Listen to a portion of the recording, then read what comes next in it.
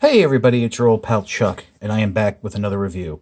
And finishing off our look at the Transformers Nitro class line from the subline of the Energon Igniters subline from Bumblebee the movie. This is Blitzwing, and Blitzwing, like Dropkick, is one of the last Nitro figures released, and one of the last figures overall released in the Energon Igniters subline.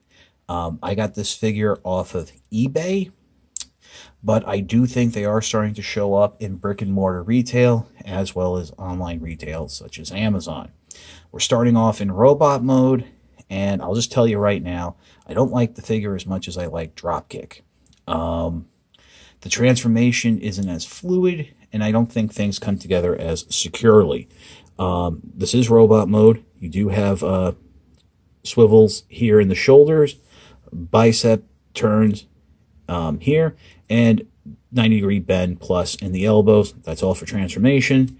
Nothing but lateral leg movement from the waist down because, you know, this is a simplified figure. Coming around the back, you have the storage for its igniter engine.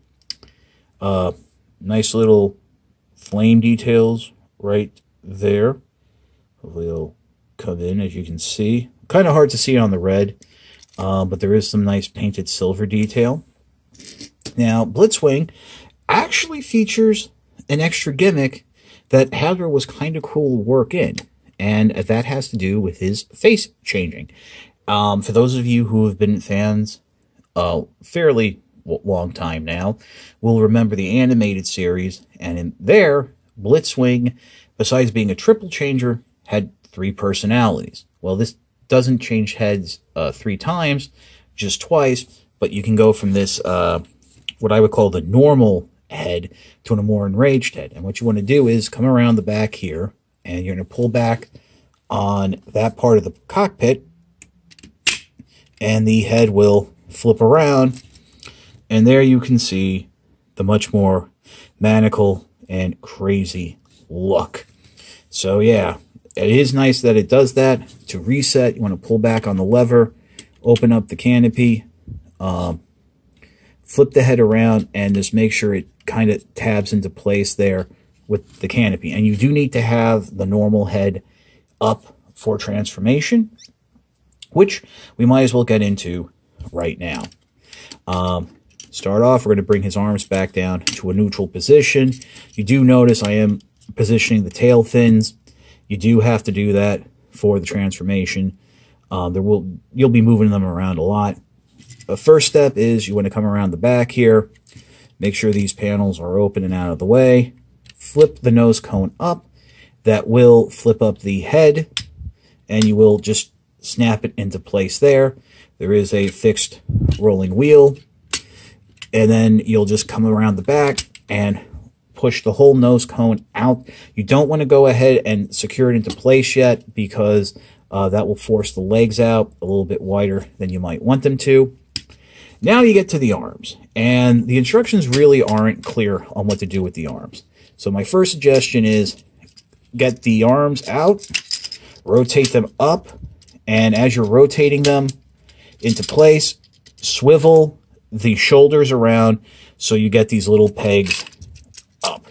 And just, it ain't pretty, it isn't going to be pretty, just get it done and get them next to each other.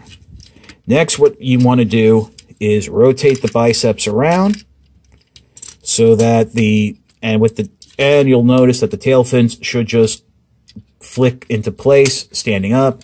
Make sure everything is lined up. And what you want to do now is fold the elbows over and peg the fists into those posts. And just get them in. Now, there is some tabs here that will secure the arms together. Do not worry about fixing the tail fins now. You'll get to that eventually. Come back around here. Let's go to the bottom of the leg. You'll see this tail fin here. Just go ahead, rotate it down and around, just like that. That's as far as it'll go. Split the legs, bring them out to the side, you'll bend them around. Tab there, couple slots on the side. It won't exactly peg into place, but it will hold. Then we'll just bring it around like this, flip the wings down, and then go ahead and bring the nose cone down all the way. Now, if you notice, the back panels for the Energon Igniter gimmick are open. We'll just close them up real quick so I can give you a complete look at the Blitzwing's jet mode, just like that. It's actually very nice. Unfortunately, you do see a lot of the hollowness in the back of the legs, and it does look like the arms come undone. No, okay, everything's together. It just, you know, it's a transformation. I don't think it was as fun, I would say, as drop kicks. Go ahead, stick your finger through, pop open these panels again. You want to flip them out. These are like extra thrusters or whatever for the Energon block. As always, the peg wants to go towards the front. Now, this one you're going to have to actually push really far into place to make sure the wheel comes through. And let's see how it rolls. Yeah, it's not wonderful. Not as good as it could be. And sometimes it actually doesn't want to roll at all. So if you're going to buy this figure, you're not going to buy it for the Igniter gimmick. You're buying it to have a Jet Blitzwing, because as of this recording, we have not gotten any announcements as to whether or not there will be a Jet Blitzwing released in the Studio Series line. Let me just bring the camera down so you can see the full figure. Yeah, I mean, it's clearly understood why it couldn't be a triple changer, but still, I think the jet mode could have been a little bit better. So, we'll pause, and I'll give you my final thoughts. Okay, if you really couldn't tell, I'm not over the moon with Blitzwing. I think it's just because Dropkick is so much better that I'm kind of a little blasé on this figure. Obviously, if you were a fan of the character from the movie, I know wasn't around that long, then definitely pick it up. But if you have to choose between Nitro Dropkick and this figure, Blitzwing, definitely go with Dropkick. This is your old pal Chuck for Blitzwing. We will see you next time.